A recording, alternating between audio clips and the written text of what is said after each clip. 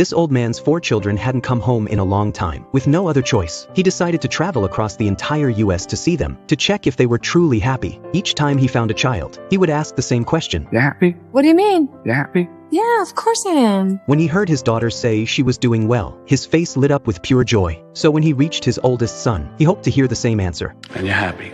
Happy? Yeah. I get paid to bang a big loud drum all day. Of course I'm happy.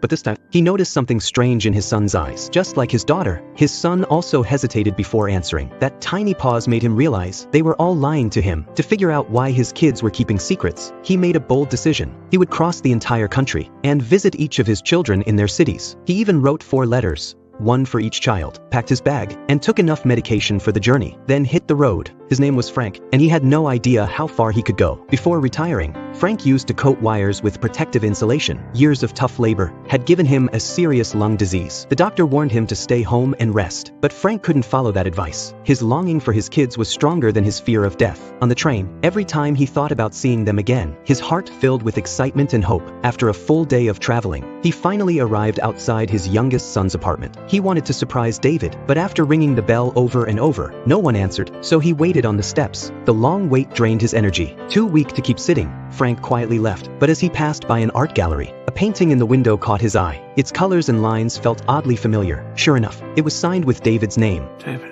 In that moment, he imagined little David riding his bike toward him, and could almost hear the words he used to say to him. What are you gonna do when you grow up, huh? I want to be a painter and do my pictures. Not a painter. Christ, painters paint walls and dogs pee on walls. You're gonna be an artist. Artists paint pictures that change people's lives. So what are you gonna be? An artist. That's right, an artist. So you're gonna work hard? Yes, Dad. You're gonna make me proud? I'm trying, Dad.